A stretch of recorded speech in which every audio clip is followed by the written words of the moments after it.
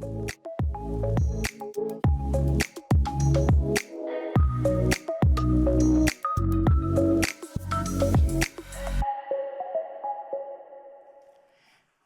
morning, everyone. Welcome to this Veolia's Deep Dive event, which title is Waste to Value, Focus on Innovation and Hazardous Waste.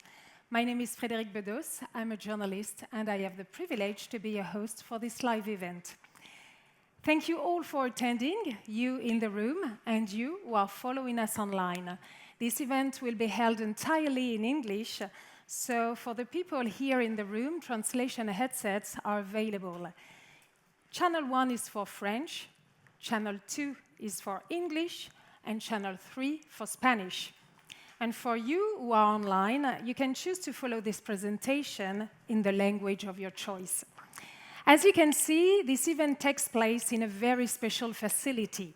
We are in the north of France, at Courrières, at the very heart of what Veolia does best in terms of technology, chemistry, and innovation. Actually, this is one of Europe's largest hazardous waste treatment facilities. But of course, this type of infrastructures imposes very strict security measures. So, ladies and gentlemen, for your safety, I invite you to locate the emergency exits situated at the back of the room, on the right and on the left. In the event of an evacuation, follow the safety team's instructions. They will guide you to the assembly point located right behind this tent on the road you took this morning. Now that we are clear on the security, let me give you a few last details. From now on, you can download the slide deck, which is already available on the platform. At the end of the different presentations, we will dedicate 30 minutes to answer your questions. For the audience here, you will just have to raise your hand and we will come to you with a microphone. And for those online, you will just have to type your question in the chat and send it to us.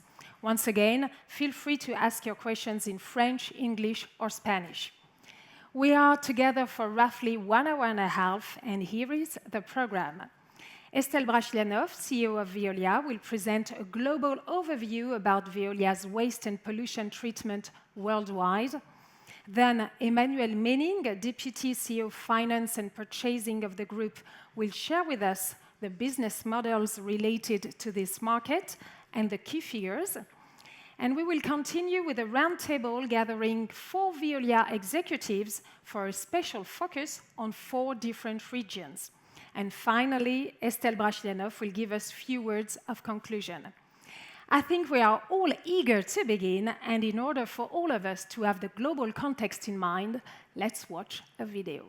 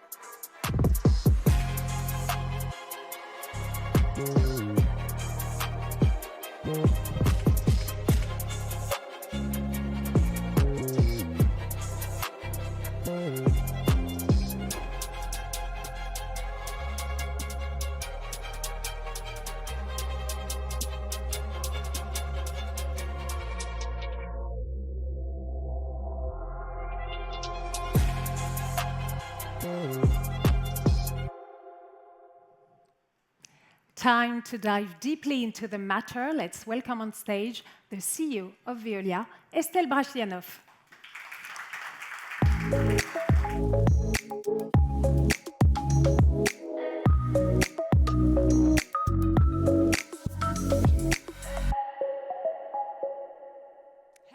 everyone, and thank you for joining us today, whether you're with us here in Courrières or connecting via live stream from around the world. What you see around you here at the Courrières site tells a remarkable story of transformation, because where years and decades ago stood around here coal mines, now you can see we're in an ecosystem and a real green technology hub, including this plant, which is treating the most difficult pollution and regenerating key resources as well. This is telling about the transformation the waste industry has come through.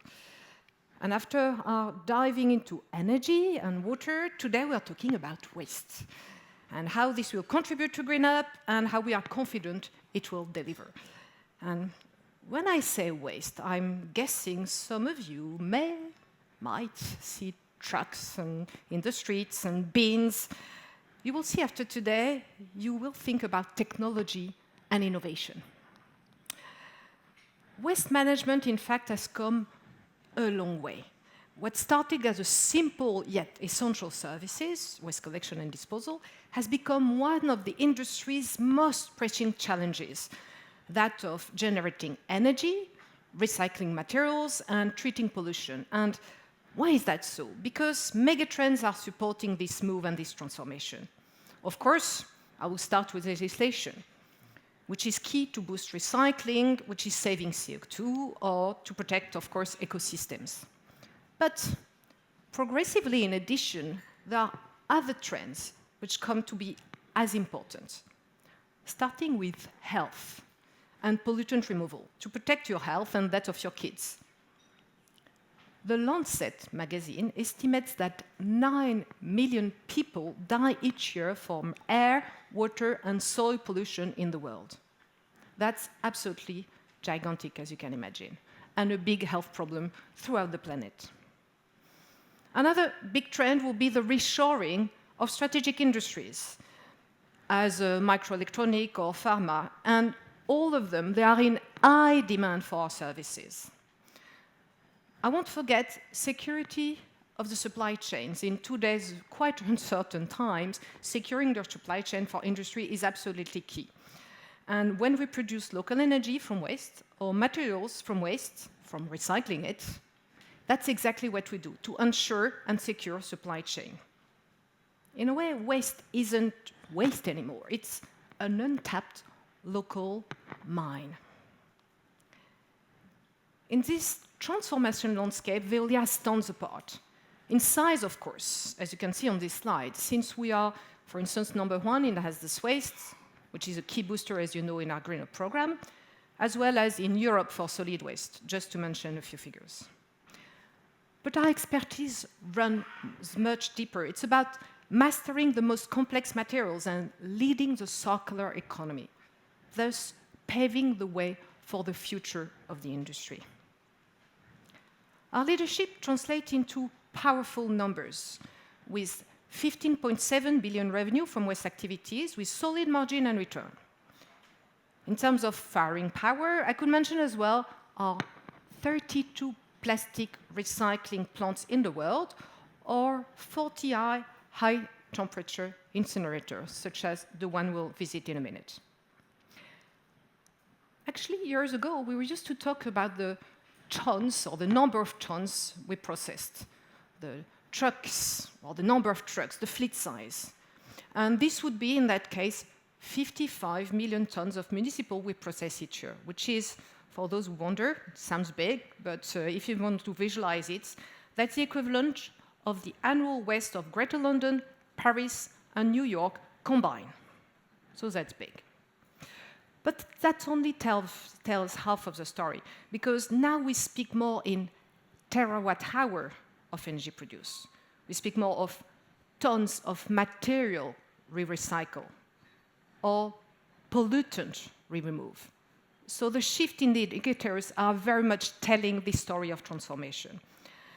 And again, for those who are hesitant to visualize what 9 million tons of pollutant represent, that we remove every single year, that's 10 times as much as a catastrophe which happened 15 years ago in the Gulf of Mexico, the BP Deepwater Horizon spillage, if you remember it.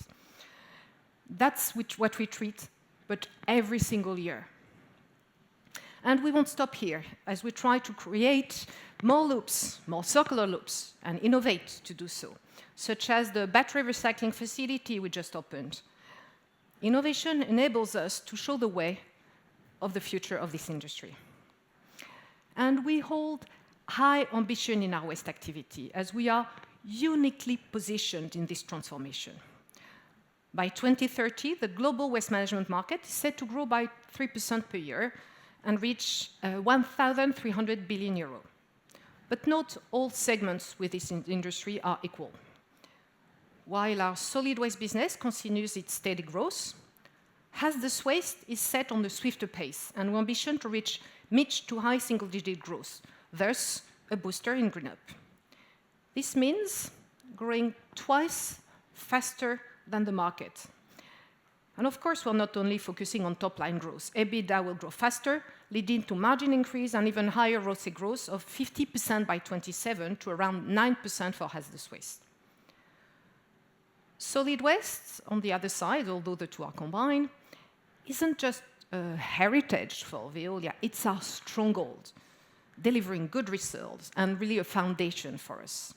And we keep this foundation strong thanks to operational excellence, to new offers in recycling, to good customer service and NPS as well, or local energy production.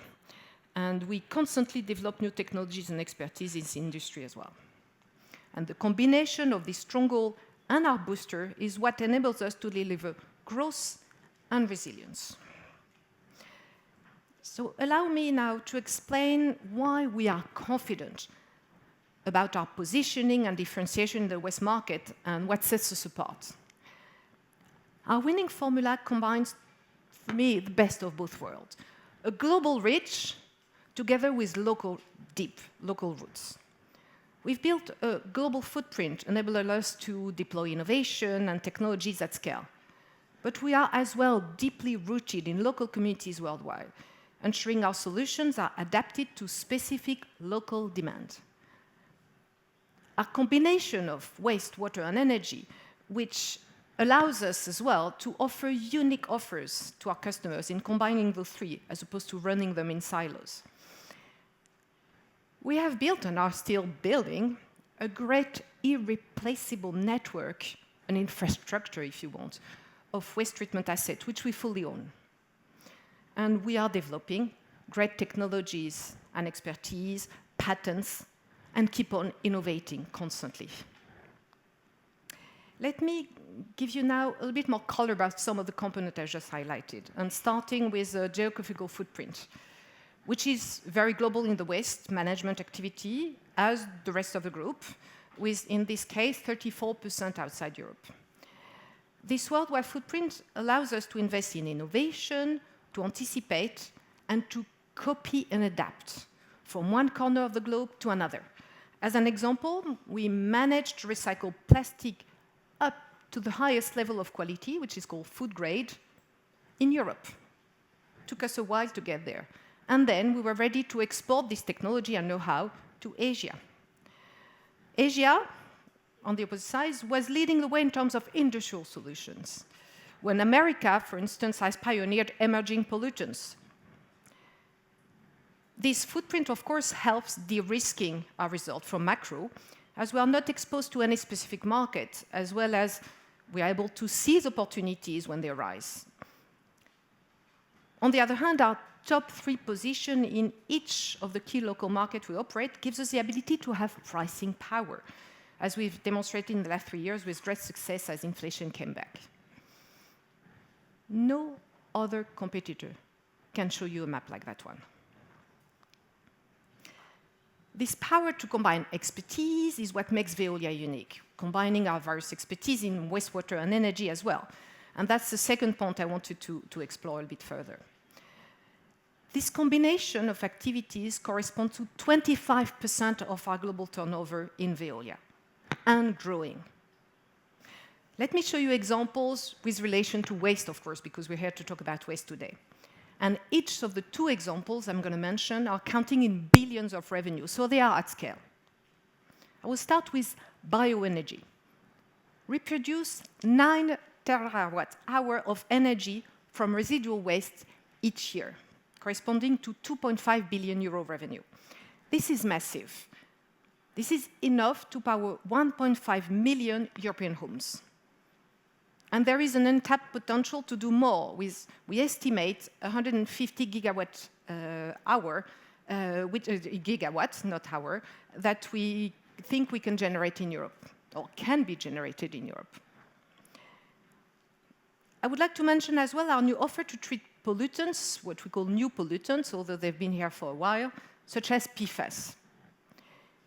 In just 2 years, we've created a 205 million euro treatment business from scratch.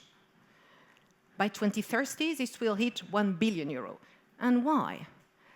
Because we have demonstrated our ability not only to put them on the side, but to remove them, and I would call that destruction, for no better word. So it's 99.9999% efficiency that we have demonstrated. And this is thanks to our double expertise in water and hazardous waste, and in particular, water tech. Again, none of our competitor has this. Last but not least, we can rely on a good track record of delivering consistent growth and resilience of our result in the waste management activity, as demonstrated in the last 6 years on this slide.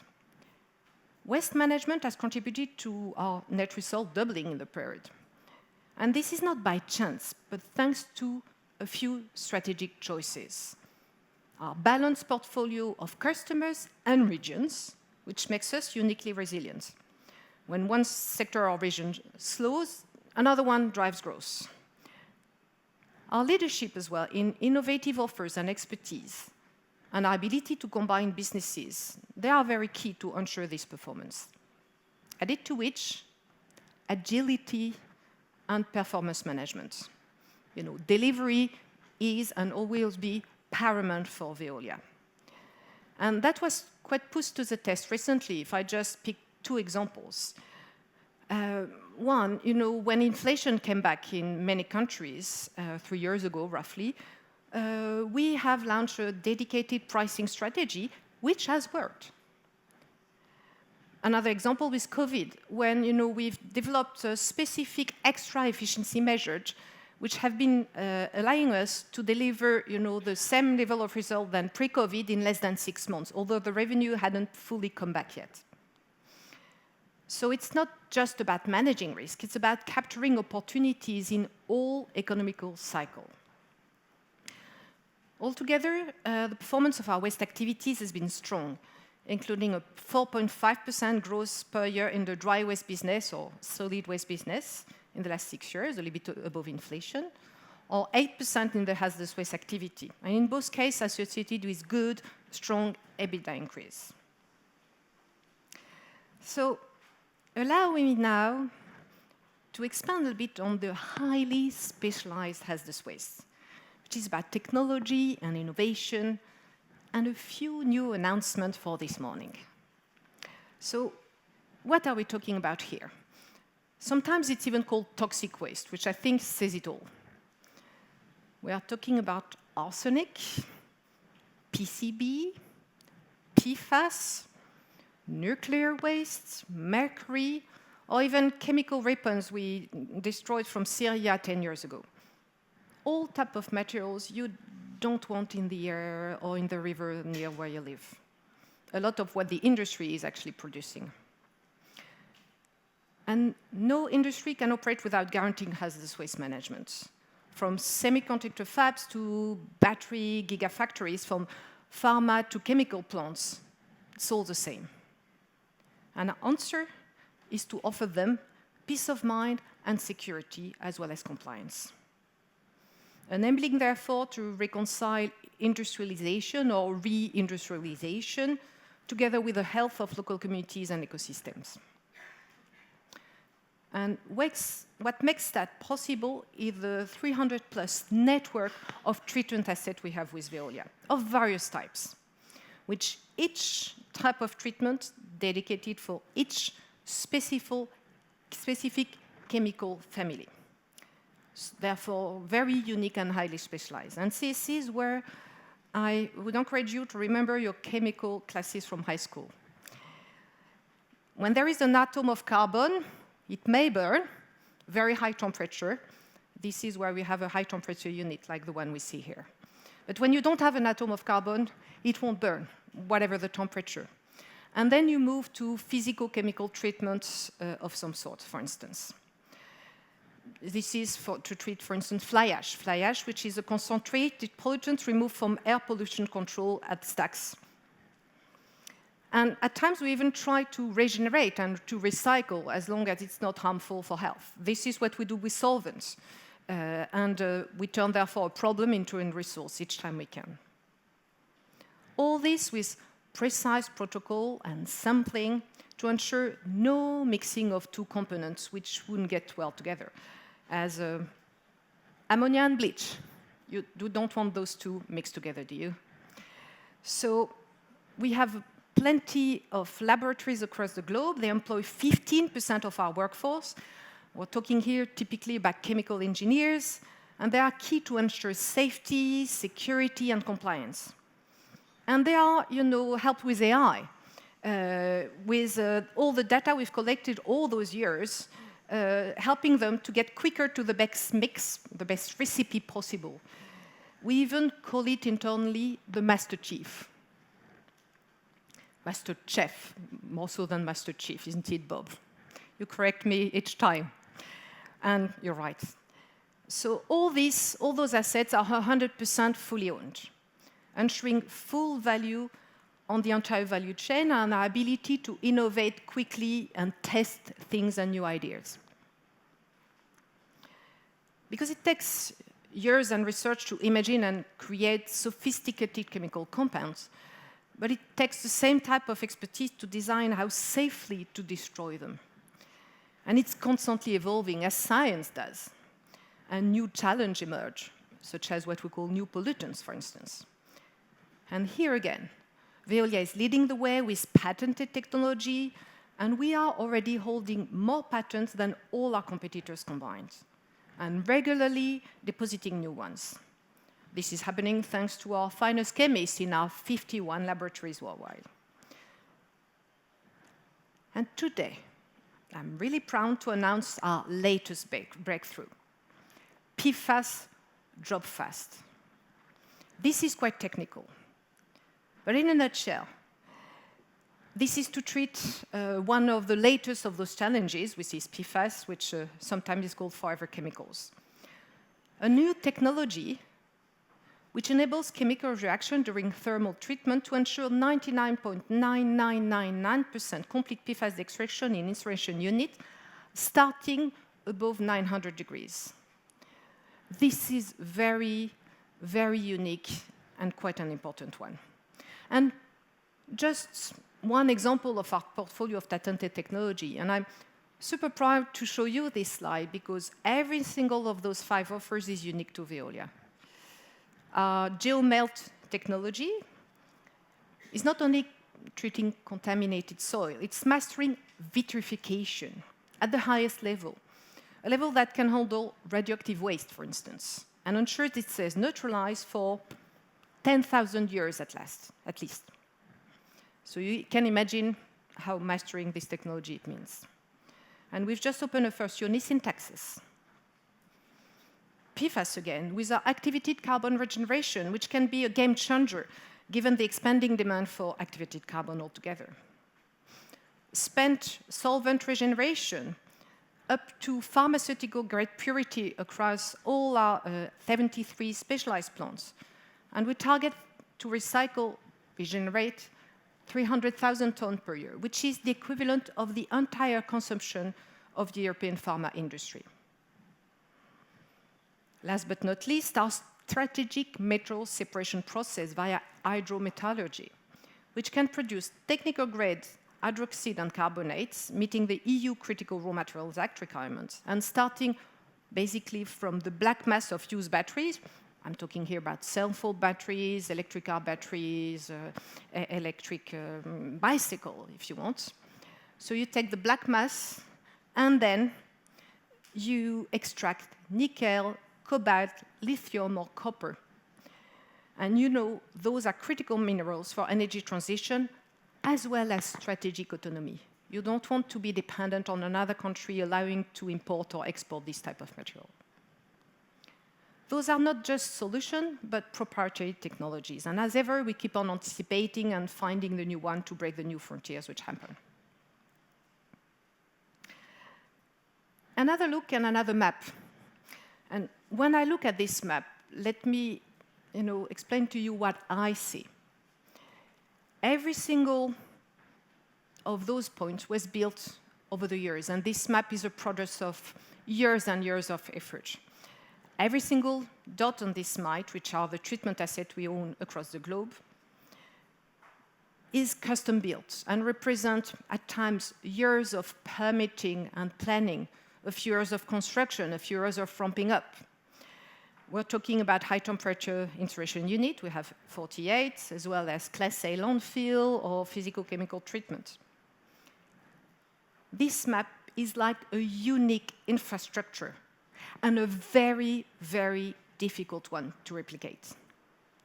And we're not just waiting for future growth. We are building the future, as you can see from the 5 red dots on this map, which follow our customer demand. And we are constructing new facilities which will start opening from 25. 100% Veolia owned. And again, nobody in the world can show you a map like this, neither in terms of breadth of technology, size, or geographical footprint. And our leadership in hazardous waste stems from decades of expertise and transforming difficulties and challenges our customers face into opportunities. In fact, we've gone from pioneering this industry to be now its undisputed world leader with high ambition for the future. And it all began in the 70s.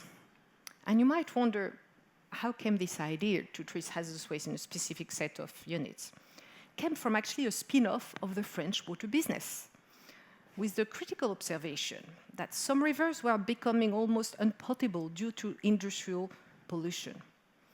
And the realizing that tackling waste at the source rather than at the door of drinking water plants was much more efficient. So it's kind of an internal spin-off, if you want, and it created and transformed the whole industry. And look at our journey. We've tripled our revenue in the past decade alone, a dynamic no other company has enjoyed. And today, I'm very proud to announce our next chapter. By 2027, through GreenUp, we will be treating 9 million tons of pollutant annually. And by 2030, we will have grown our business by another plus 50%. This will come, of course, from organic growth, from following the sustained important demand we have from our customer, as well as new offers such as PFAS removal, including the new technology I've just announced this morning. But it's also the result of our investments, which we have prioritized, as you know, in GreenUp. We are building 5 new plants, the 5 dots on the precedent map, which will add 285,000 tons of treatment capacity by 2027 and 430,000 tons when they are fully ramped up. You remember, our existing plants are full in Europe and in the USA. At the same time, we are acquiring 5 new complementary facilities, adding 100,000 tons to this number via tuck-in acquisition we just signed in particular 3 in the US alone. So in a nutshell, the world needs advanced hazardous waste management more than ever, and through GreenUp, we are ready to deliver, and we are starting to deliver. Why such confidence? The demands for our services here, supported by legislation, as well as other powerful trends, such as protecting health, or just simply allowing industries to grow. In fact, for many of our customers, we're not talking about nice to have or an ESG agenda. We're talking about a must-have, a license to operate. Our unique positioning and footprint has built brick after brick, and now offers strengths by design, not by chance. Our combination strategy sets us apart when we bring together waste, water, and energy. And we are keeping innovating and building the bridge for our future growth by launching innovative breakthrough and adding treatment capacity, as just announced today. This is why we are confident about our Green Up targets.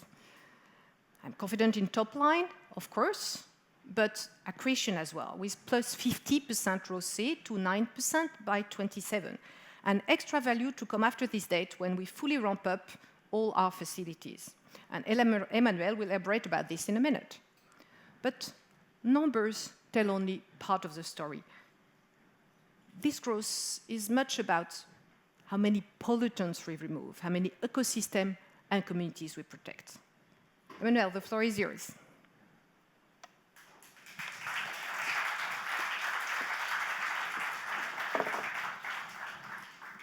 Maybe before Emmanuel, maybe we can watch a film. Yes, it's a film about history of waste. Let's watch this.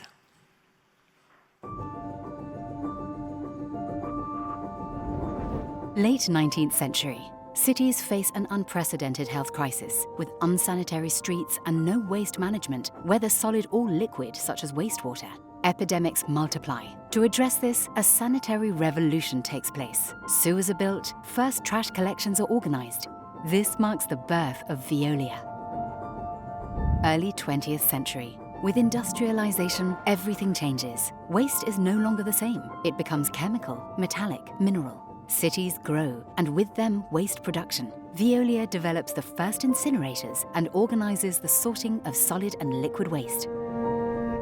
1950 to 2000, a new challenge emerges. Waste becomes more complex. Solvents, hydrocarbons, pharmaceutical residues, these chemicals and heavy metals are a threat to the environment and to the water resource. Hazardous waste treatment emerges to protect water from contamination and thereby safeguard public health through access to safe drinking water. Hazardous waste treatments are developed, along with incinerators and sophisticated sealing systems. Veolia's expertise in liquid waste becomes the catalyst for hazardous waste treatment. 2000 to 2020, climate change and environmental awareness turn waste into a resource. A revolution is underway, and Veolia takes up the technological challenge by deploying large-scale automated and ultra-modern recycling centers and developing technologies to treat increasingly dangerous and toxic waste under strict environmental standards. Today, new challenges await us: PFAS, microplastics, and electric vehicle batteries. Faced with these public health and industrial development challenges, Veolia develops new solutions and integrates AI, advanced filtration, and recycling technologies. In 150 years, waste management has evolved from a rudimentary to a high-tech industry. This transformation has turned treatment centers into strategic factories at the cutting edge of technology. Essential expertise is needed to face increasingly complex and dangerous pollution. The challenge remains unchanged: developing a sustainable industry and protecting the health and quality of life of populations. Thanks to Estelle Brachlianoff. We have just had a global picture and highly strategic messages on Veolia's unique positioning in waste and hazardous waste. And now, for more details on figures and business models on these activities, let's welcome on stage the Deputy CEO Finance and Purchasing of the group, Emmanuel Menning.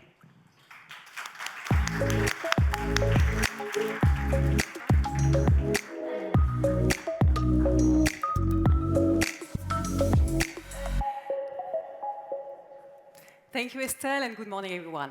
I will now enter into more detail on our business models. As Estelle has just recalled, waste revenue reached 35% of the groups in 2024, and this 15.7 billion euro split for 73% in solid waste, key stronghold businesses, and 27%, a large quarter, in hazardous waste, our booster.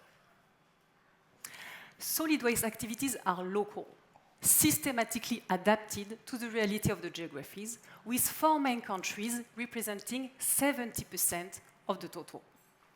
We are in the top 3. In each country, which main are France, with 3.3 billion revenue, UK 2.2 billion, Germany and Australia with 1.7 billion. We have a well-balanced customer portfolio across countries with around 50% municipal with long-term contracts, including price indexation, 20% commercial and retail, 15% tertiary, for instance, with hospital and schools, and around 15% industrial with all types of industries. In a nutshell, solid waste is a profitable business with a strong, predictable free cash flow and high ROCE above group average and group WACC.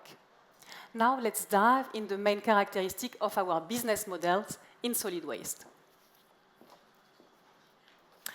In solid waste, we are working across the whole value chain with 4 business models which are closely interacting with each other, and notably collection, fueling treatment assets, from collection to sorting, recycling, incineration, and landfills. Globally, our solid waste revenue is evenly split between collection and treatment. Starting with collection in the first box. Collection and services represent around 50% of our solid waste revenue. It includes 3 separate activities: municipal collection, commercial and industrial collection, C&I, and industrial services. Municipal collection for 1.9 billion euros enable us to secure volumes for our incinerators. As margin and barriers to entry are low, we have become very selective. It is often an entry point in new markets or emerging countries. C&I collection is larger, with 2.9 billion euros of revenue, 25% of solid waste, and more profitable. It's secure feedstock for our treatment facilities.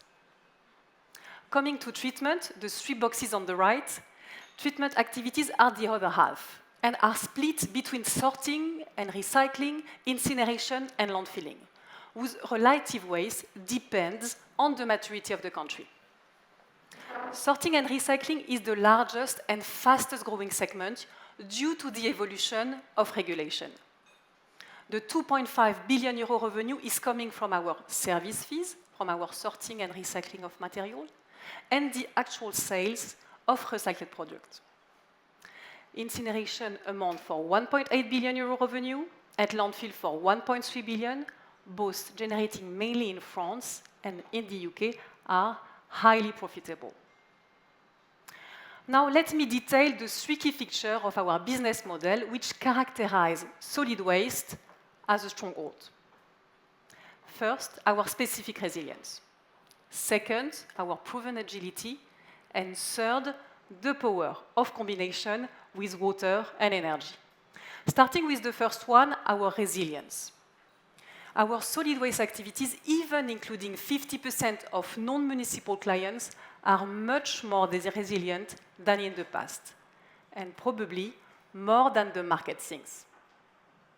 Our solid waste benefits largely from unique characteristics of the Veolia business model, which contributes to its resilience. We are in the top 3 in each of our geographies. We are well protected against inflation. We benefit from a diversified geographical footprint and a balanced portfolio of clients. We enjoy more than 90% of control renewable. Our exposure to energy and commodity prices is well under control. Regarding energy, we have implemented a hedging policy by which we sell in advance over 3 years our electricity revenue in order to have visibility. And regarding recyclates, we have put in place back-to-back contracts. And we have long proven our agility, with continuous efficiency gain and ad hoc action plan when needed locally. You can also see on the slide a chart showing to what extent solid waste has been a stronghold. Indeed, solid waste has delivered over the past 15 years a continuous low to mid-single-digit growth, plus 4%, excluding Suez. In the last 15 years, we launched a profound transformation of our operation in order to be more resilient. We put in place more efficient and locally adapted organization. We streamline our structure. We de-risk our recycled activities. And we are much more selective. proactively supporting the evolution of our main markets, for instance, in the UK. And all these actions bore fruits. Second characteristic of solid waste operation, our agility and strong track record in terms of efficiency. Efficiency gains at Veolia are largely recurring and not discretionary cost-cutting programs, of which you could question the continuity. We have highlighted in the slide 3 key levels of continuous efficiency gain in solid waste. We continuously prune our portfolio. We are very selective in municipal collection. We decide on specific action plan when needed, such as in Germany, where we have extracted significant synergies after the acquisition of Hoffmann. And in France, we have also rolled out a plan with 4 focus points: recovery of non-profitable contracts, G&A optimization, HR agility with internal mobility, and purchasing optimization.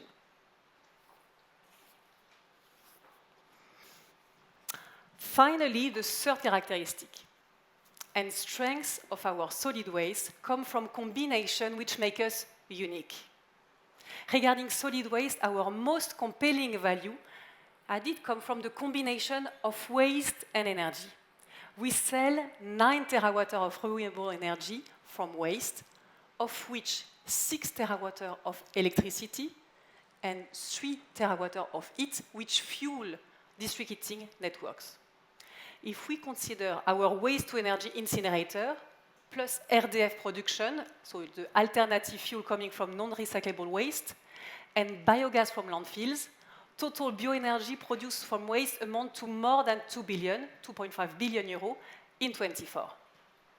Going forward, energy revenue from waste is bound to increase due to the large demand of municipalities for local and renewable energy. The potential for industrial clients, of which we typically replace gas and coal turbine with RDF. All in, the increasing energy revenue from waste, which is plug-in with no additional capex or limited, will contribute to enhance our margin. After solid waste activity, a strong goal which is resilient, agile, and benefit from the combination. Let's go now on our booster, hazardous waste. As Estelle explained earlier, hazardous waste is a growing market fueled by megatrends in which Veolia already enjoys leading position. Hazardous waste has long been a fast-growing activity for Veolia and delivers a revenue CAGR of 8% in the last 15 years. 2024 revenues amount to 4.3 billion euros. In hazardous waste, we are operating by geographical platforms. 55% of revenue in Europe, 30% in the US, 10% in Asia Pacific, notably in Australia and China. And we are taking off the business in Middle East and LATAM. Our customer base is very diversified by sector, as you can see, with healthcare and chemical representing 40% of our clients. It is also benefiting from a very large number of clients, for instance, more than 10,000 small and medium-sized in France. EBITDA amount to 666 million euros in 2024, implying a 14% EBITDA margin, which will expand by 2027, as I will explain in a few moments. Likewise, as several facilities are going to be commissioned and gross capex to be less significant, ROCE will significantly increase in 2027 from 6% to 9% after tax. Veolia was a pioneer in hazardous waste in Europe in the 70s. It grew sharply in France and developed a network of facilities and then expanded in the US and in Asia, taking advantage of the regulation forcing industries to address their pollution. We fully and rightly anticipate the market trends and found solutions for our industrial clients. In Europe, we are number one, with 2.4 billion euro revenue in a market still suffering from scarcity of facilities. we enjoy more than 20% market share with 20 incineration plants. The EBITDA margin is the highest of the segments at 17% and will continue to grow by 2027 as our new asset will be commissioned, notably in Germany and in the UK.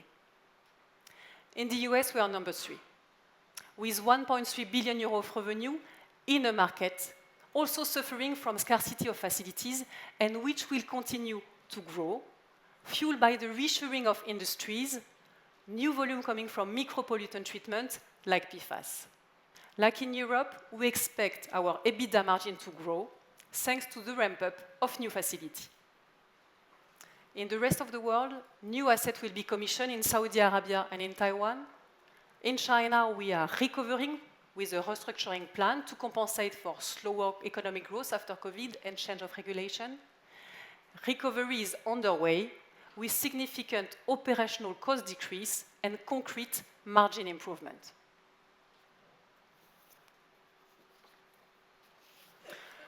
Hazardous waste is a winning business model, fueling the growth of GreenUp. More precisely, Veolia is a market leader in a market with high barrier to entry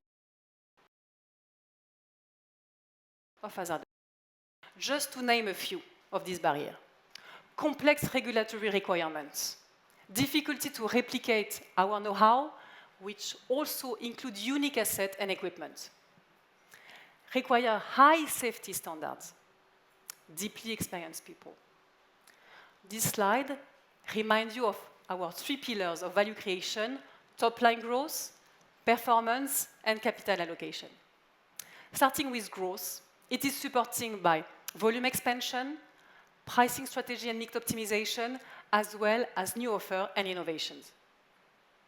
Our objective is to continue to grow annually our top line mid to high single digit in line with GreenUp Booster trajectory. The second pillar of value creation is performance with cost efficiency. Continuous optimization of our asset utilization, which will lead to 10% average annual growth and margin expansion between 23 and 27. And the third pillar is capital allocation, where we focus on new capacity build and selective tuck-ins, always in line with our strict investment criteria, IRR above WACC plus 4, and ROCE above WACC after year 3. Finally, this leads to strong value creation with the ROCE expected to increase by 50% between 23 and 27 to 9% after tax. I will now detail specifically the first pillar, growth. So growth will come from 3 levels. First, volume expansion on top of high barrier to entry is fueled by complex regulatory requirements, health protection, nature protection, and new pollutants, industrial reshoring and strategic material recovery. Second, pricing power and mix optimization. We continue to increase our price in 2024, for instance, in the US by 8% and in Europe by 4%. Above all, our value added comes from our unique capacity to optimize our mix and select the highest value added waste to be treated. And third, new offer and new pollutant to treat such as PFAS. I would also like to highlight that the growth we have enjoyed in hazardous waste has always been disconnected from macro and has been razor fueled by environmental regulation, health protection, reshoring, and strategic independence. Moving to performance, number 4. Expansion of our margins will come from the combination of optimization of asset availability and improvement of utilization rates. The sharing of best practices in our different operations. For instance, we are using our deeply experienced personnel, what we call our flying team, from France to commission smoothly Tawil in Middle East and Gumspring in the US. Volume internalization and the improvement of the utilization rate of our treatment facilities with our collection contracts. For instance, in the US in Gumspring, we have been able to secure around 50% of our facility capacity with guaranteed take-or-pay agreements. Finally, capital allocation, which is key for hazardous waste. You can see on this slide the upcoming commissioning of new assets, as well as the recent tuck-in acquisition, which will fuel our growth by 2027. Regarding new assets, we will add 285,000 tons by 2027 and 430,000 tons once full ramp-up is achieved, contributing to the enhancement of our margin. Regarding M&A, I am very pleased, as announced by Estelle, that we have signed 3 deals in the US, and we have bought a Class 1 landfill in Japan and in Brazil. Overall, 5 deals representing 300 million euro enterprise value, with multiple around 10 before synergies. This transaction will participate in the margin expansion fully aligned with our strategy and well executed. So, in a nutshell, we have strong ambition for our hazardous waste business, thanks to growth, efficiency, and new assets. We expect top line to grow mid to high single digits, EBITDA to grow by 10% per year on average, resulting in margin expansion at least 200 BP, while ROCE should increase by plus 50% by 27 to 9% after tax. So hazardous waste is a winning business model, fueling the growth of GreenUp, and we have full visibility on its path to contribute to our 2027 target. Thank you very much.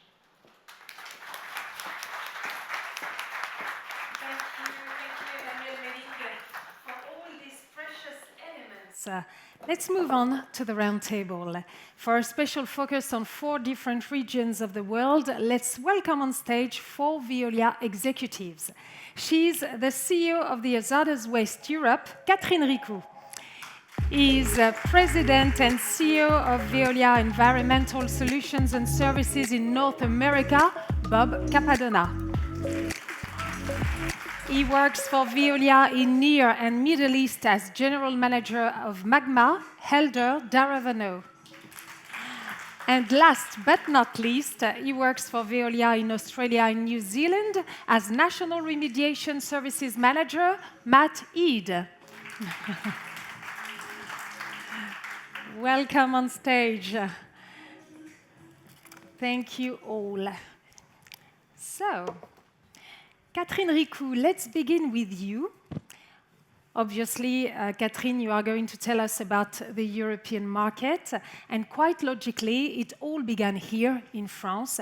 We're talking about a long history of several decades, aren't we? Yes, no, exactly. It is really about several decades, 5 exactly. So, you know, Veolia decided to build in 1975 in France the first hazardous waste facility to accept this type of waste. And the goal at that time was really to protect the environment and to make sure we could protect the water resource to produce drinking water. So at that time, you know, the French subsidiary, the Compagnie Générale des Eaux, really started to launch a very strong collaboration with industrial customers, making sure we could find together waste and solution for them to treat the very specific waste in order to protect the water resource and reduce the impact on the environment. So that's exactly when we started, you know, the activity for Veolia in hazardous waste. So now, 50 years later, we are in 10, even 12 countries in Europe, and we are treating 5 million, you know, 5,000 million tons of waste in our facilities in Europe. And it's very interesting to see that, you know, the growth of Veolia hazardous waste in Europe has been really structured through organic growth, but also through very strategic acquisition, because the model is really, as it was said just before, to own assets, merchant plant. So we had to decide which were the very strategic countries where we needed to invest to make sure we can support growth And each country had a very, very strategic, strong growth opportunity. So you can see on the slide, Poland, you can see Spain, and these territories were really flagged in terms of growth opportunity. So now, again, 50 years later, 12 countries, and all this growth has been really structured also thanks to the very strong European regulatory framework. And it's not only about protecting the environment, it's also about this framework in Europe is also about protecting the health. And we've talked a lot about PFAS and a lot about, new, again, emerging pollutant. So this framework has been very strong. And now we see in Europe that we've got countries really mature in terms of regulatory development. And we still have some countries on the way to implement this regulatory framework. So we still have growth in Europe thanks to regulation. And we see today that it's moving very fast on regulation. Another lever for growth in Europe, of course, is the growth and the evolution of the industry. So the economical health of the industry is important. But what I think makes us really special in Europe is that we have, and we're providing solution to a very granular portfolio of customers. As you can see, only 15% of our portfolio is about large, very large customers. The rest of it is very granular. It could be, again, in the market for the microelectronic, pharmaceutical, but any kind really of industry. It can also be household. Not that they are bringing waste to our own facility, but to collection point. When you paint and you maintain your house, these type of waste are brought then to collection point. So you can see that the range of waste that we're treating, the market segment and the granulometry of the customer is really very broad. So now, not only we've got a granular portfolio of customer, but the resilience of the model is really based on the fact that we've got a very large network in Europe of more than 100 facilities, again, merchant plant owned, where we can invest, where we can develop.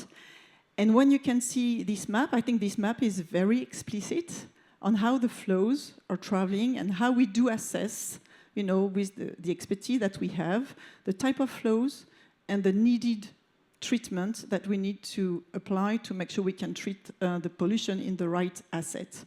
So part of the asset and the portfolio that we have, we've got four main portfolio. One is the high temperature incineration. We've talked quite a lot about that. In Europe, we do have 20 sites.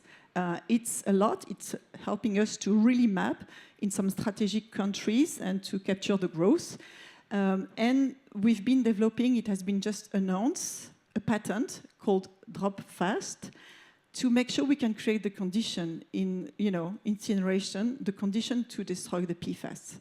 And I just would like to take the opportunity to thank the French team that have been really behind the development of this patent, because it's a lot of work, it's very innovative, and I think it's really amazing to see that today this type of patent can be spread across the full territory of Veolia to make sure we can address this challenge of PFAS in incineration. So incineration is one. Liquid and material recovery. It's not really well known, but 60% of the waste that we treat are liquid. We usually think about solid, but hazardous waste is a mix of a lot of material, a lot of typology of waste, and 60% is about liquid. So in this facility, we can take the waste, the liquid waste of the industrial customers and make sure we can treat them. Another category of asset is the recycling.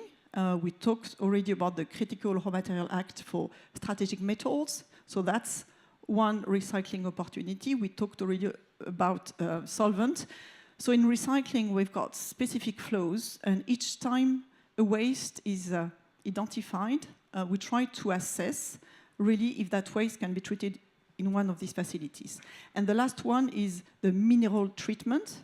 Some waste of mineral, it was presented. The mineral treatment, the landfill, the soil remediation.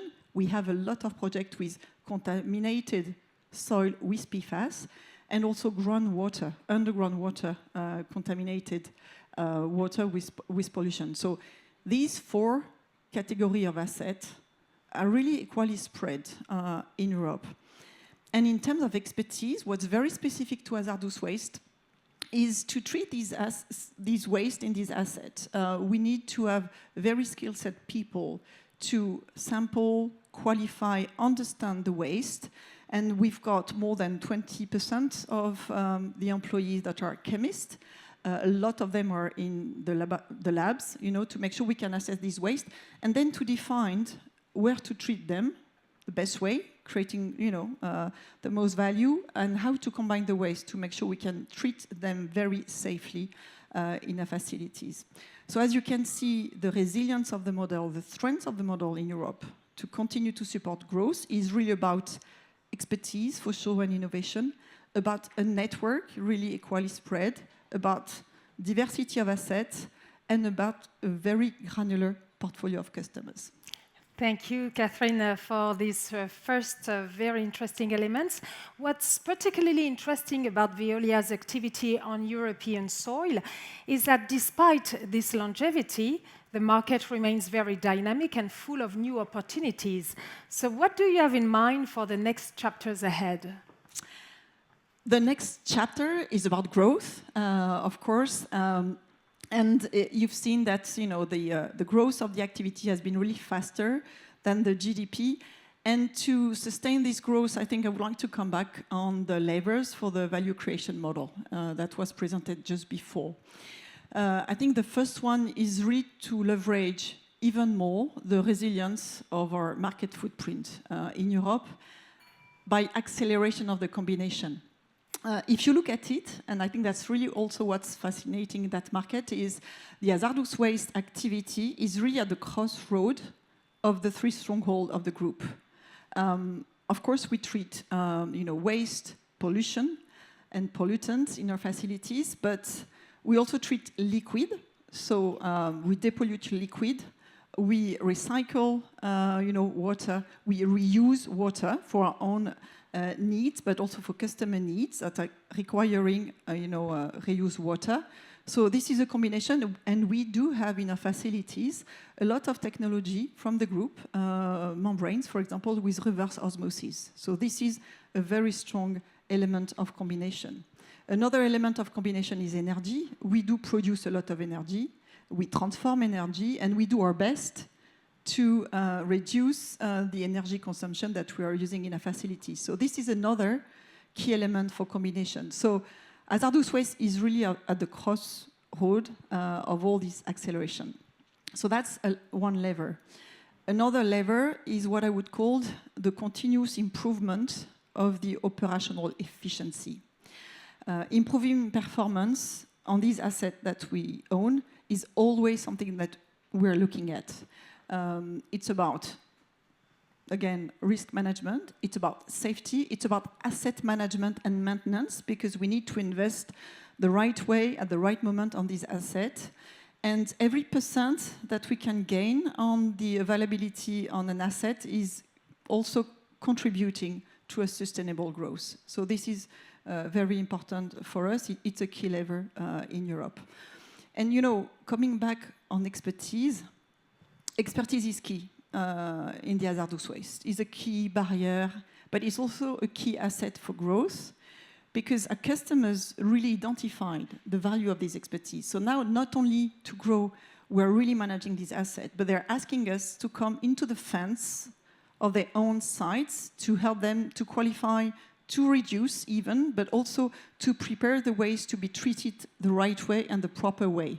And we have a lot of discussion on what type of category of asset we need to assess for you in terms of waste treatment. So this is key for growth.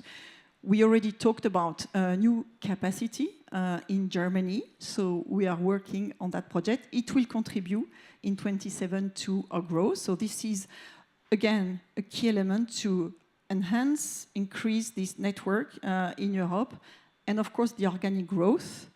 We have a lot of offers through innovation, through also new customer needs, emerging waste, I mean, new waste, the gigafactory industry that, we can talk about that later, but it's really adding new waste that we need to qualify and identify the best way to treat them. So all these elements are key for us to sustain the growth. And maybe the last element, not the least, is innovation. Innovation has been, over the 5 decades, really a key element for the Veolia hazardous waste in Europe to grow.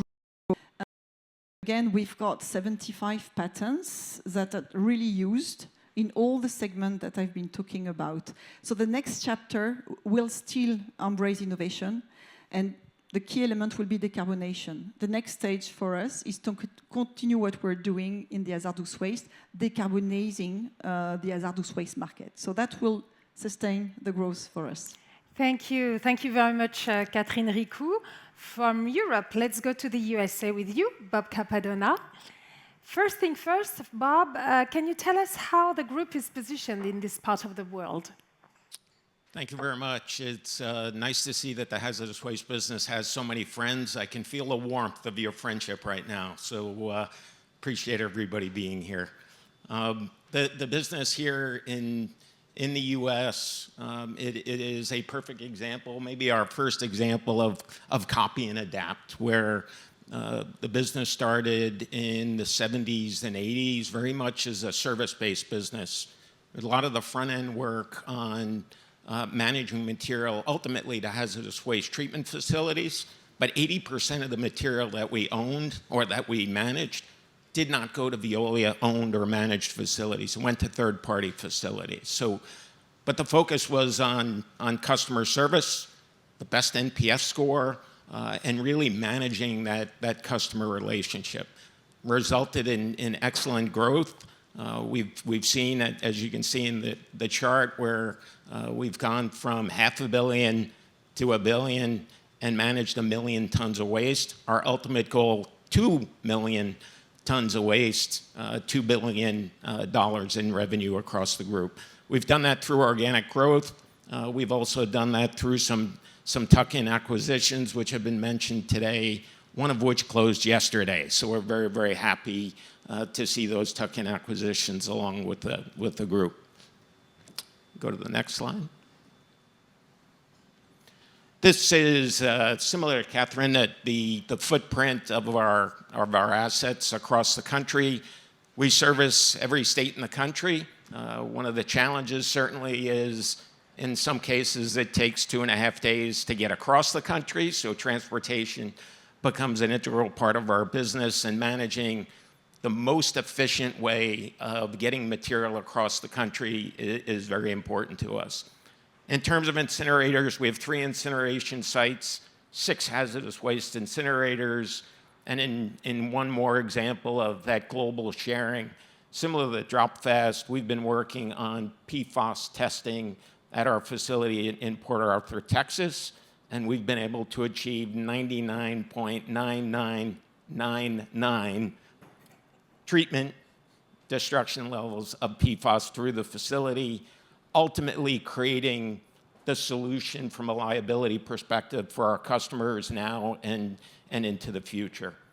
As I mentioned earlier, the transport platforms, that's where we're taking materials in from smaller service vehicles, transferring them onto larger vehicles, where this way every vehicle that we send across the country, nose to tail, floor to ceiling, ultimate goal is for it to be fully utilized and to be the most efficient possible. Again, critically important in terms of being competitive with our local customer.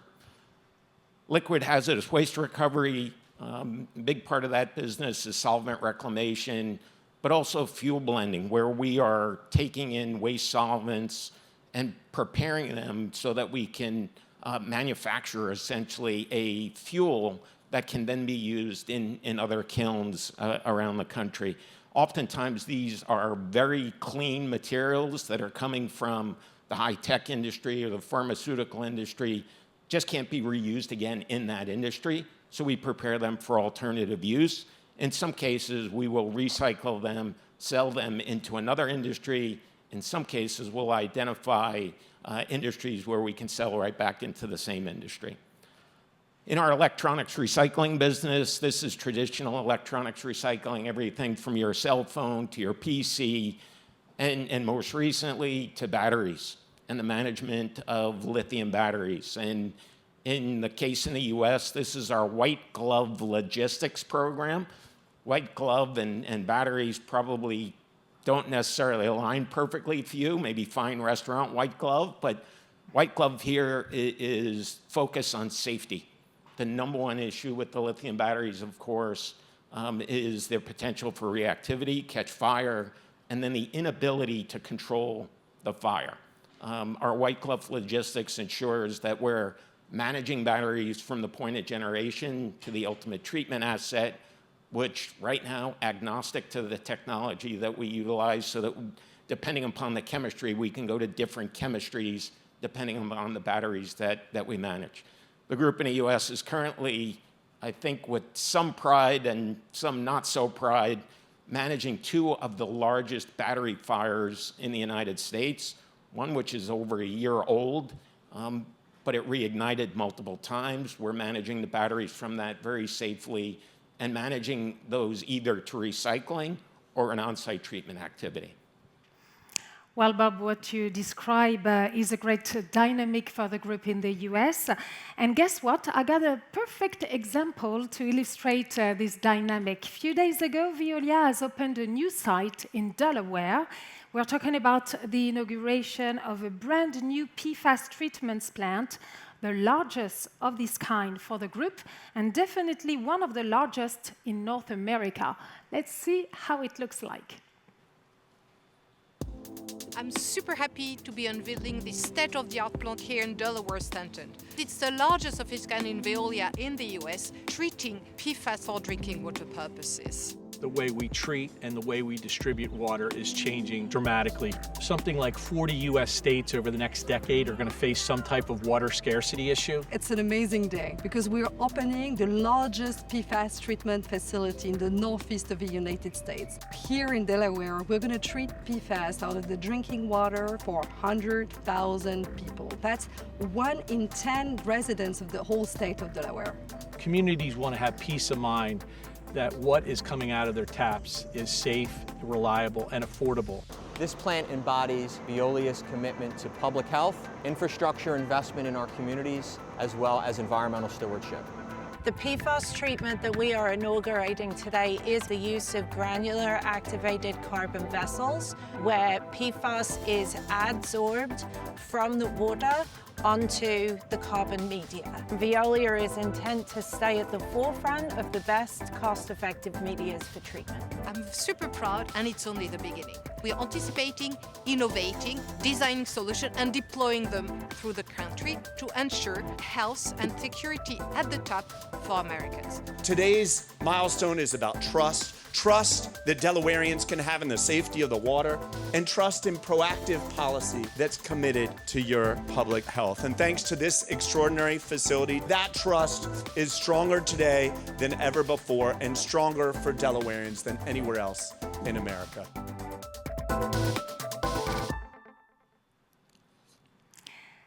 I know. Yes? You want to say something? I know for the technical people, the facility is the most amazing part of that.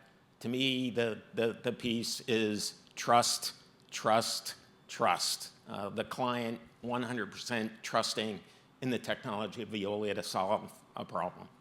Yeah, magical word. So, Bob, what's next for Veolia in North America in the waste sector? What's next is as we mentioned earlier, focus on continual growth, both organic and through some acquisitions. Focus on our local service model.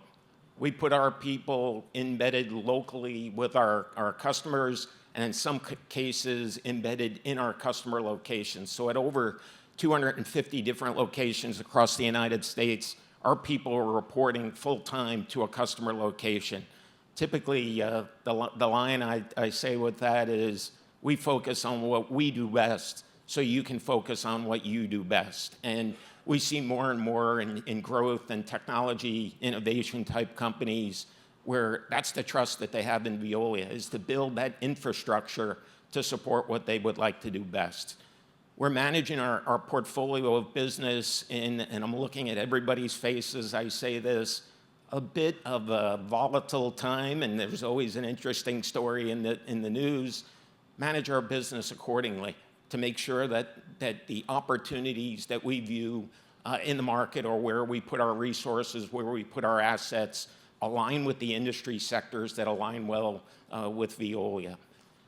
Key things, semiconductors, life sciences have been very good markets for us in terms of, as I mentioned, being local and being embedded in customer facilities. PFAS being ready for what we see today and what we will see into the future, and exploring emerging markets. And on the train ride here, I looked out the window and I saw windmill blades. Windmill blades in our market is a business opportunity. We've got a windmill blade recycling business embedded in the ESS business. Who even thought that was a problem? But that's an opportunity for us, where we now recycle those windmill blades, take the materials from those windmill blades, put them right back into the cement industry. It's an opportunity, as Emmanuel described earlier, of us for additional volume in through the Veolia network, pricing appropriately to environmental solutions, and utilizing the assets that we have across our network. Last thing is we mentioned the opening of the Gum Springs incinerator in Gum Springs, Arkansas. One of the neatest things about that, within the last week, we won an award for being the best corporate citizen, voted by the public. So my comment about having friends of the hazardous waste business and it making me warm, well, that's a little bit making me warm here, but it also makes me warm at home to know that our business is valued that highly by the local community and that we're a good citizen in the community that we operate. It's really impressive, Bob. Thank you very much. While Europe and North America are already major markets for Veolia, it's a whole different story for the Middle East and Australia. Let's start with you, Helder de Ravano. Can you describe to us the specificities of the Middle Eastern market and how different it is from those in Europe and the US? Yes, thank you.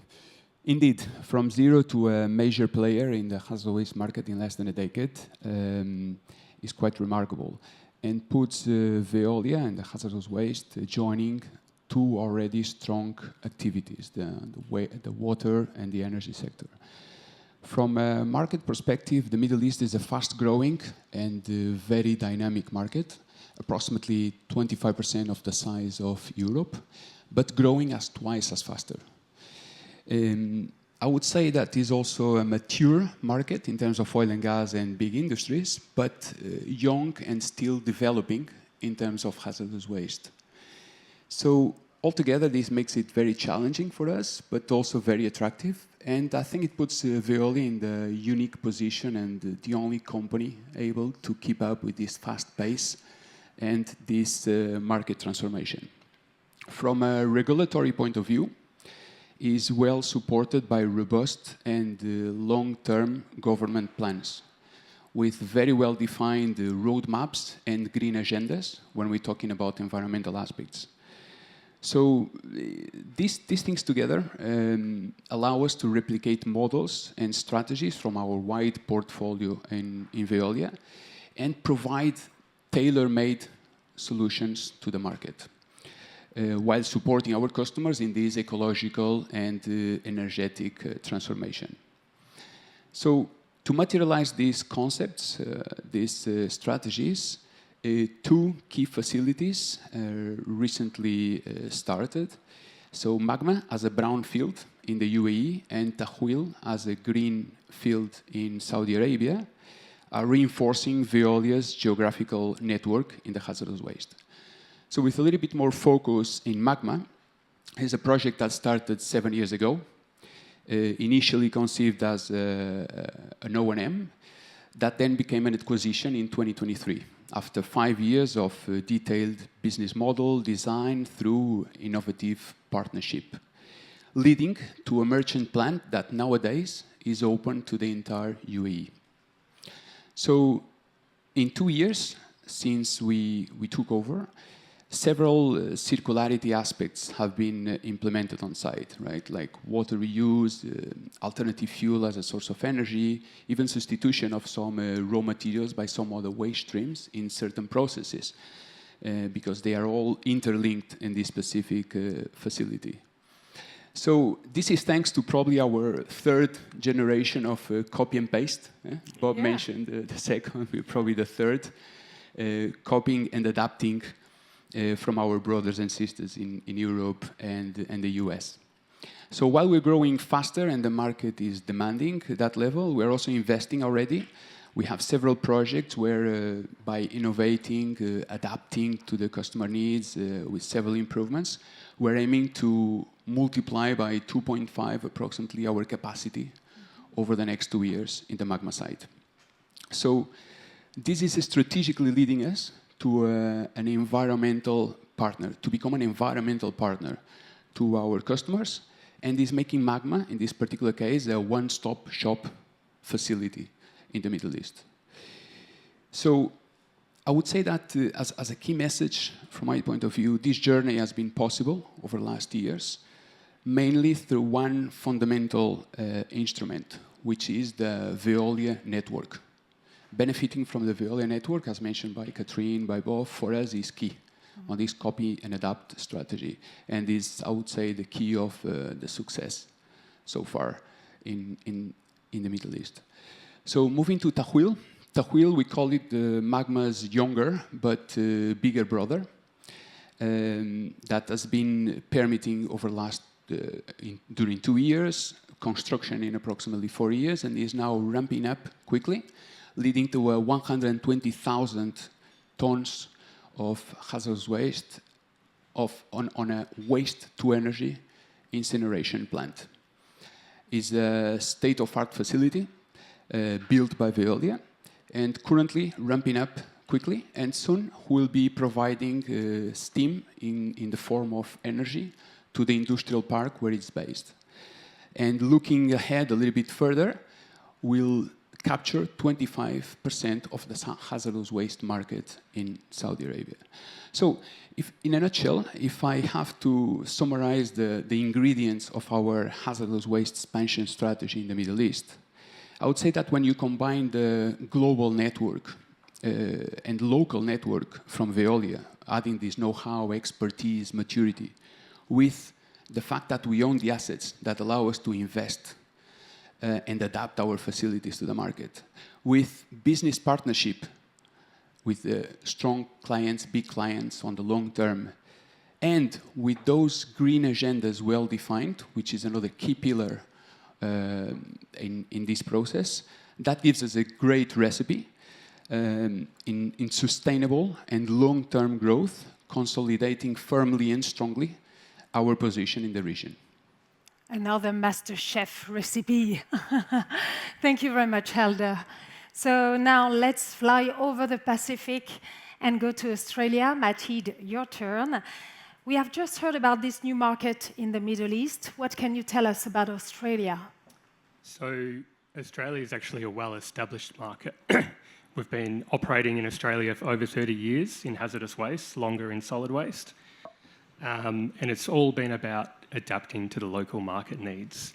So initially, our hazardous waste facilities located in the traditional manufacturing areas, so along the East Coast. But in recent years, as the resources and mining industry has developed, opening new facilities in Northern Territory and along the West Coast.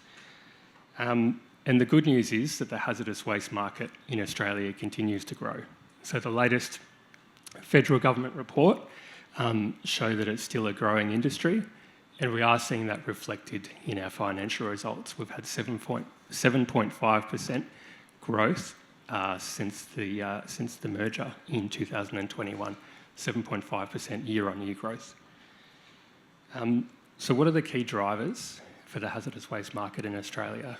So it's increased regulation and it's increased community awareness. So companies are wanting a social licence to operate now. So there's been a move away from landfilling and moving towards treatment of hazardous waste. The example I'd like to give here is our Taylors Road facility in Melbourne, which is a hazardous waste landfill.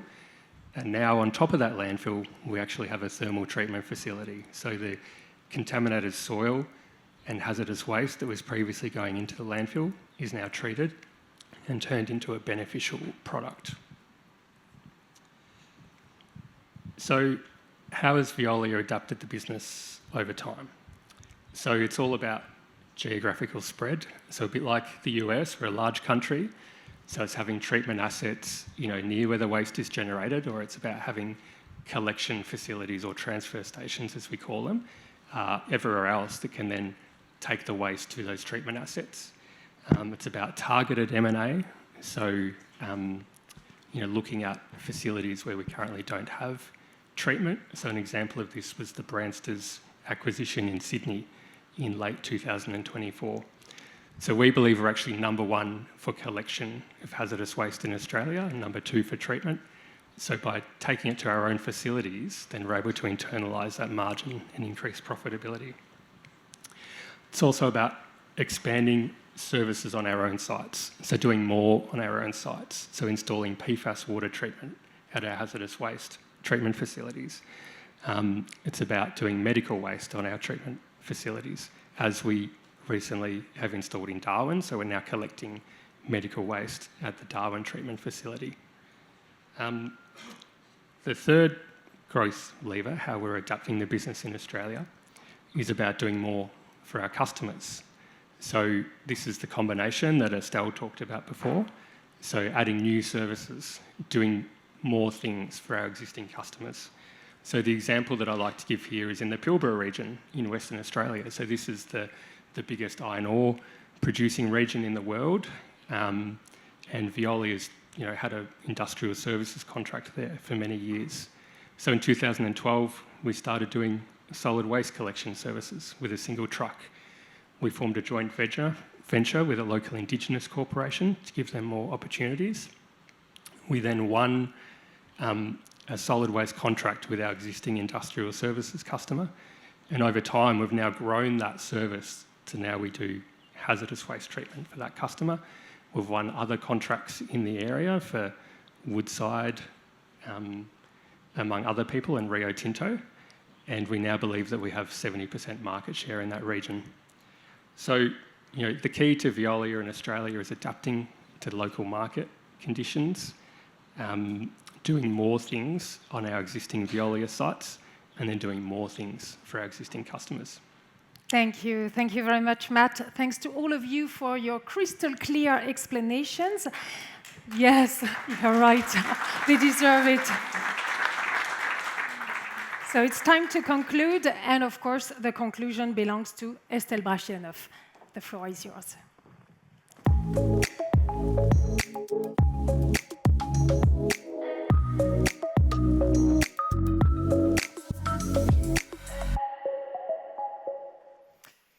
You've understood the challenges ahead are immense.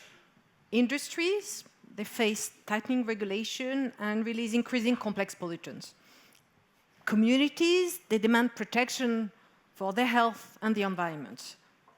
Regions, they need to maintain their attractiveness while supporting industrial development and secure the supply of critical minerals. While scarce natural resources are even more needed to support our wealth, every single of ours, and reaching planet boundaries at the same time. So how do we combine those two? This is where Veolia, through GreenUp, takes center stage as architects of environmental security. Every solution we develop, every facility we operate, everything we do in a way serves just one purpose: protecting population, protecting industrial operations, protecting strategic autonomy of each of the countries we live in. So from developing a circular economy to removing pollutants, that's exactly what we do in our waste activity. And our hazardous waste activity in particular perfectly exemplifies this mission. And as we've seen, no one matches our capability, from our cutting-edge technology through to our unrivaled portfolio of customers or assets. So together with our 24 results and our more recent ones, today's announcements prove that we are on the right path to deliver GreenUp. So let me remind you those announcements. So first, our target of 50% growth of hazardous waste revenue by 2030, including €1 billion combined revenue in PFAS. Second, our 5 strategic tuck-ins, as well as 285 tons of capacity by 2027, reaching even 430,000 tons at full ramp-up. Third, the launch of our breakthrough drop-fast technology, once again pushing the boundaries of what's possible in pollution treatment. Our strategy and priorities are clear. Our capabilities are proven. Our path is set. And we are starting and delivering. This is exactly GreenUp in action. Thank you very much. Thank you. And we're ready for the questions, I guess. I think it's time to question. open the Q&A session. Thank you so much. Wow.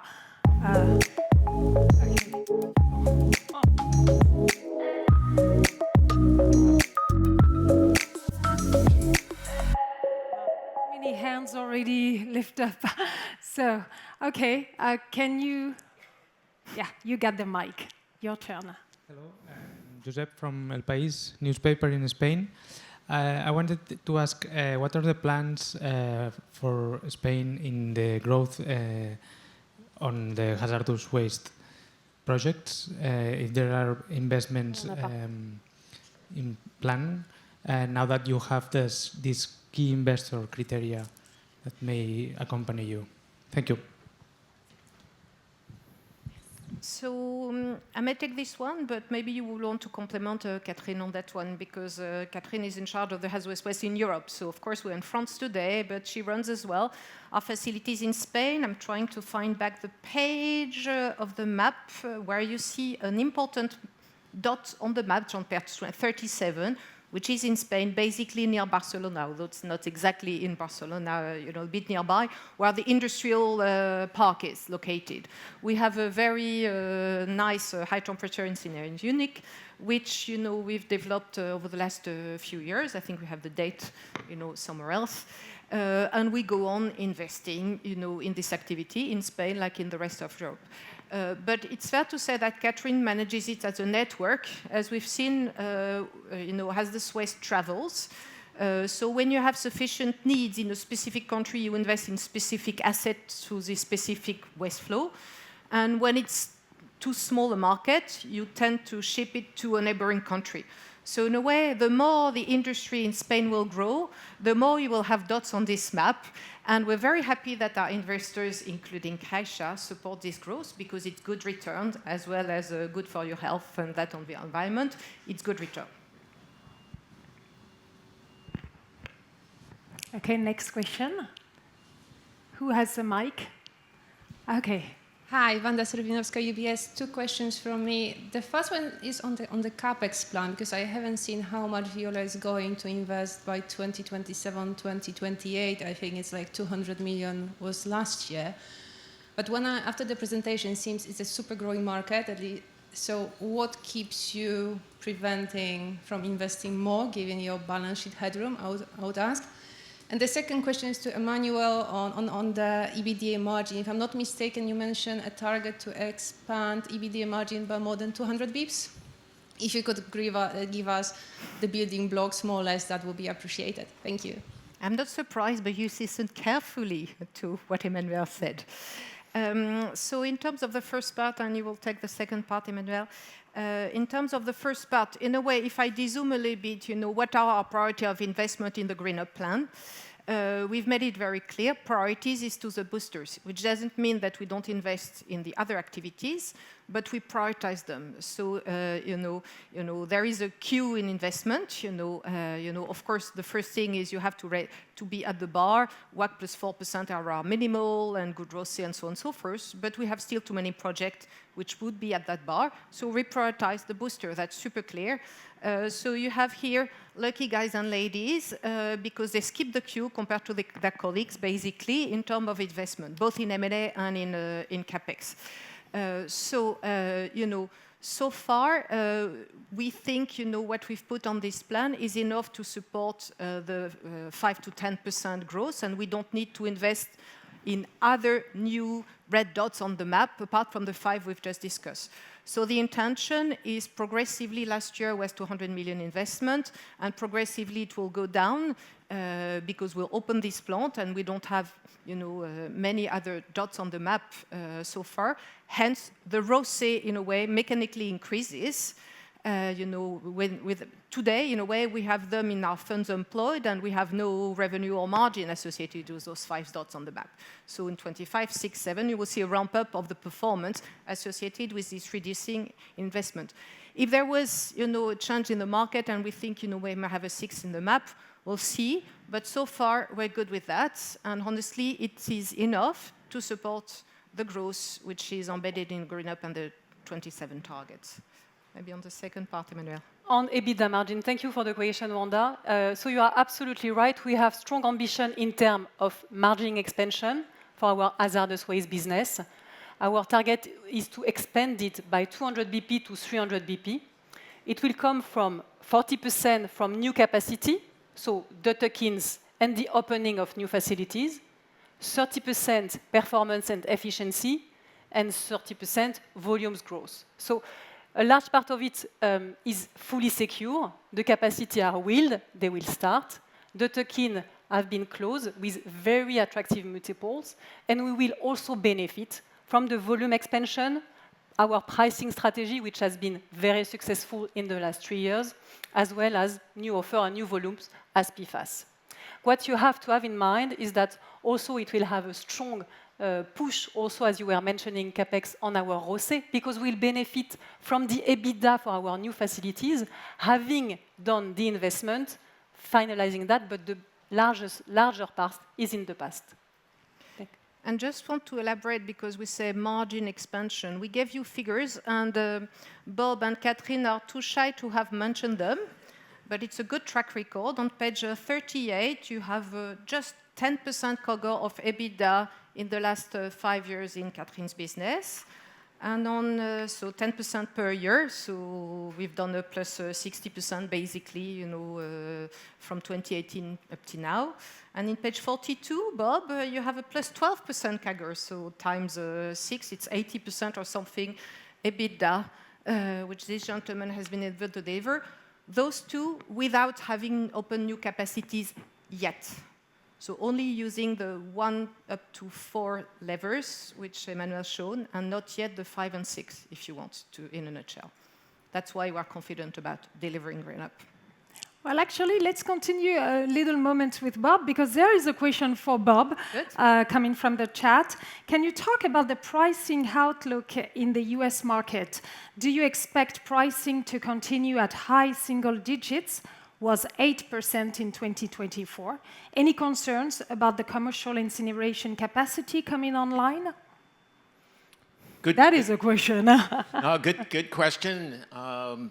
Certainly the dynamics of our market in the last 5 years, you had full utilization of the capacity across the network, and then about 22, you started really seeing the impact of onshoring of manufacturing, light manufacturing, tremendous growth in containerized waste. So not necessarily bulk waste, but containerized waste. And there wasn't significant capacity or available capacity in the industry to support the containerized waste. That containerized waste comes at a higher price per unit because of the managing and handling of the containerized waste. That has played a part in our ability to manage pricing to our benefit in support of margin growth within the business. Our network is set up to handle that based on investments that we've made in the infrastructure of the business. I mentioned the platforms. There's also an IT infrastructure that supports that as well, that enables us to manage containers into our network very, very efficiently, and that's given us good margin opportunity. So no worries on the price going down when competitors open new capacity, Bob, is what I understand. One of the things I did not mention when I spoke of Gum Springs, the Gum Springs incinerator has been identified by the United States EPA as a recycling facility. It is the only hazardous waste incinerator in the country that is identified as a recycling facility. So we started by pre-selling part of the capacity to the unit, and that's a significant competitive advantage, is having that HO50 code, which is an EPA designation unique to the facility, which will enable us to secure the volumes and provide the value to our clients that I think supports the pricing that we have within the market, and we've demonstrated that in the 5 years. And the beginning of the year was very promising with 8.5% of revenue growth in the first quarter. You're always disappointed because we have a challenge. This gentleman and myself have said, when are you going to hit the 1 billion mark in dollars? We negotiated if it was in dollars or in euros, for a while. The target is moving. Now you've announced today that it's going to be a 2 billion, and you're on the way, Bob. I'm very confident on that one. We are on our way. As well as good margin, as I said earlier on. 8.5 top line growth, 15% bottom line growth year to date. Thank you. Let's go back to the audience. You've got the mic. Yes. I have 3 questions. One regarding competition, the second one is the question of detail, and the last one is also a question of business, I would say. Concerning competition, your position in the US is clearly hazardous waste, not really solid waste. It's shown on your maps.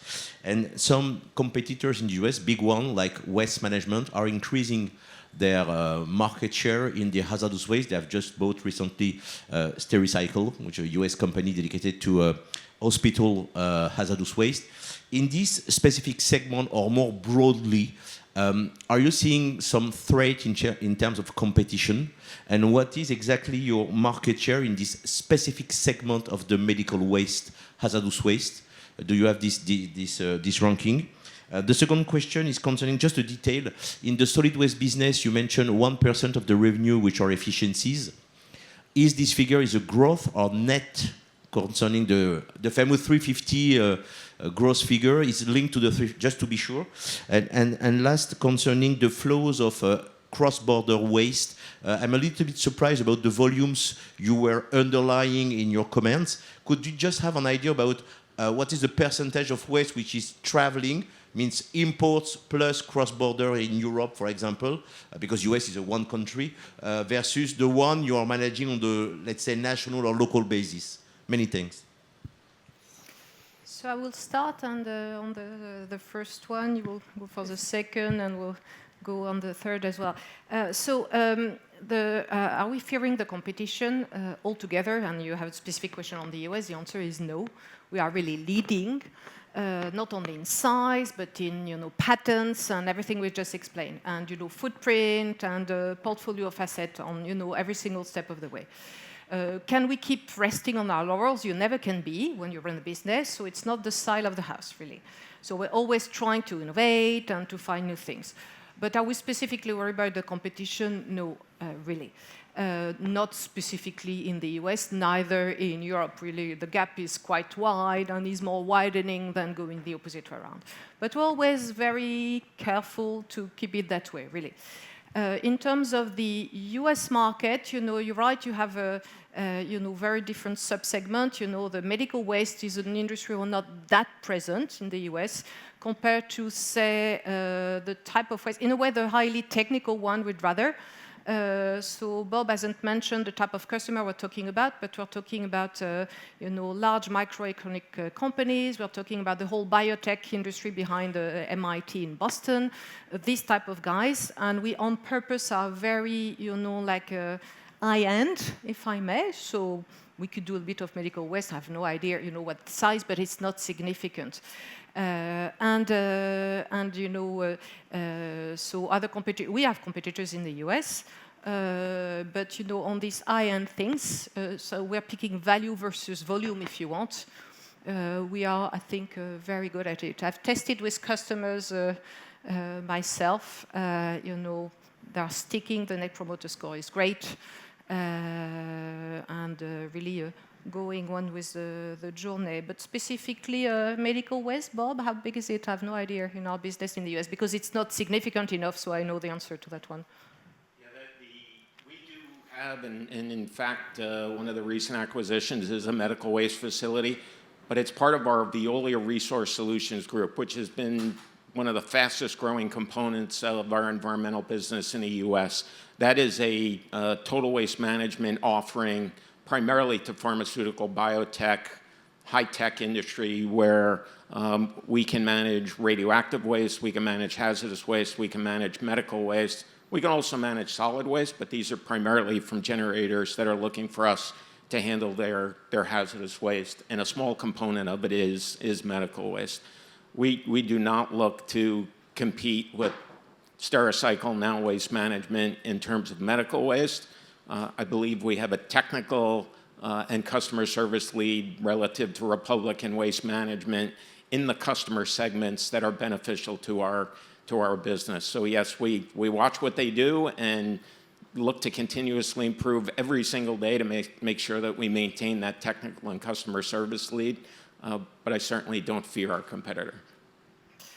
The second question, solid waste, 1% efficiency, gross or net? It's Emmanuel? gross. So Philippe, the answer is gross. You know that efficiency, it's part of our DNA. We have an amazing track record in terms of efficiency extraction. It's the same on synergy. And what is important for us to make you understand is that a large part of it is fully recurring, as you have seen in the past years. And maybe one last sentence about it. We had very good retention rate last year and in Q1.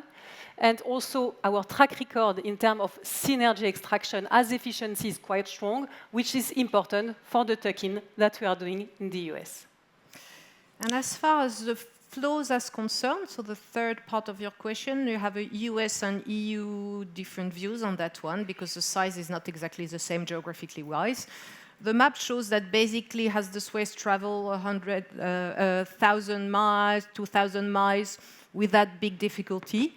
There is a big thing which prevents that from ending up in, developing countries where it won't be treated the same way, which is called the Basel Convention, which is preventing from exporting your hazardous waste and your nasty stuff to other places where they could cope with it, but not in the appropriate way. So, which is protecting, but you have to have dedicated facilities, and I explained with the Spanish example. You don't have necessarily the need on a specific location. So 1,000, 2,000 is quite classical, as we see in the US. It travels from the West Coast down to Texas very frequently, which is quite a long way away. In terms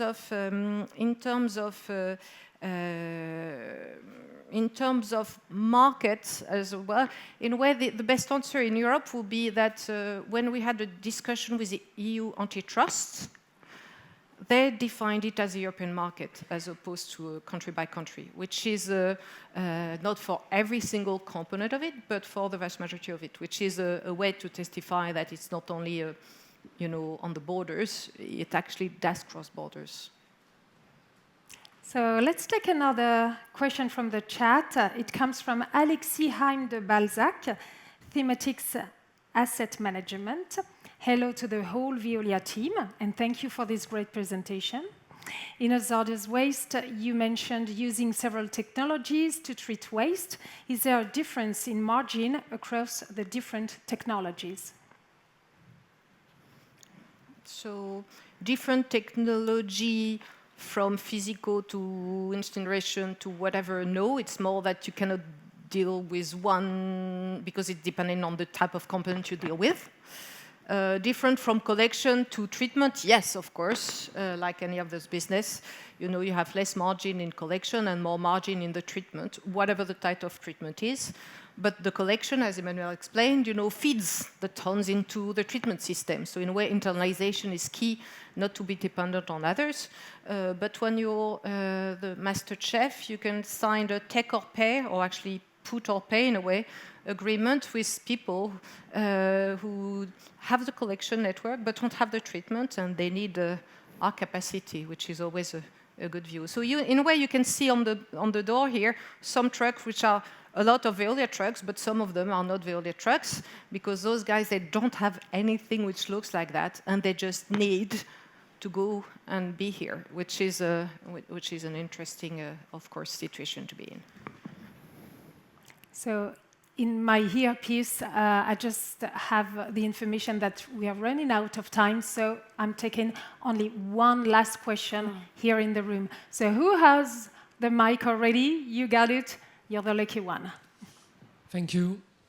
So my question was on your target on the return on capital employed, wanting to improve it on hazardous waste from 6%, well, plus 50% basically. I think you suggested earlier that part of that improvement comes from the fact that at the moment you have non-performing capex as you are building new facilities. I was wondering if you could quantify that non-performing capex and what type of return you're expecting on this specific capex that has already been spent. Thank you. So Emmanuel will answer, but I wouldn't call them non-performing capex.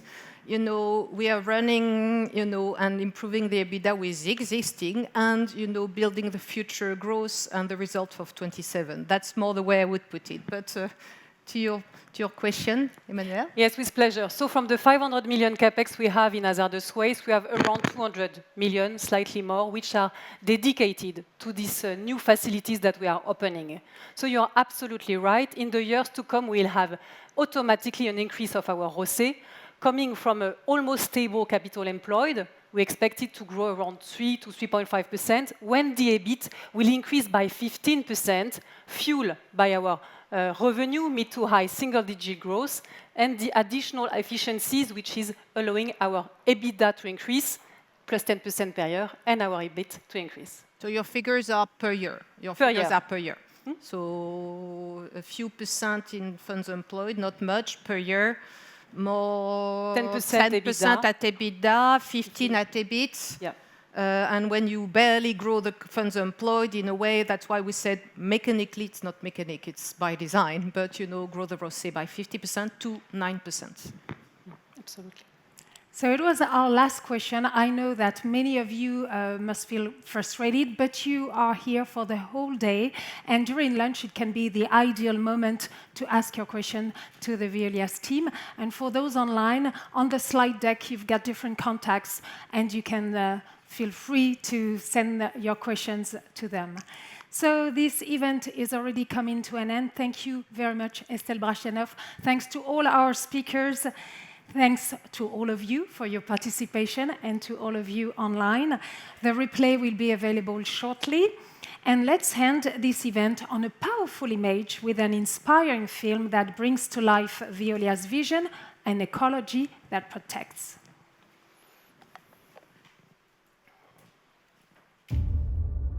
We are at a crossroads. In a world full of paradoxes, between climate denial and environmental extremism,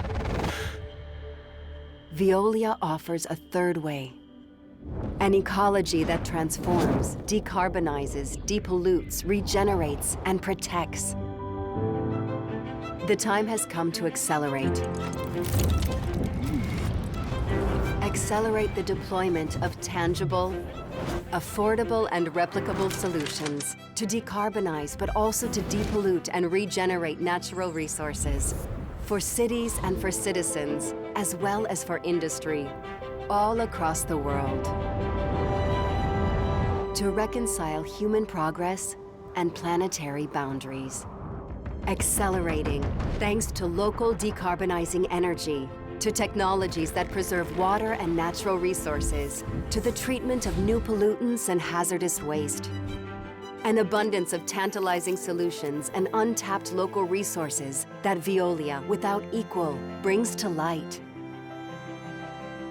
Accelerate by building on our strong, innovative capacities and on the commitment of our 218,000 employees to ecological transformation, with the ambition of becoming a global champion of decarbonization, a global champion of depollution,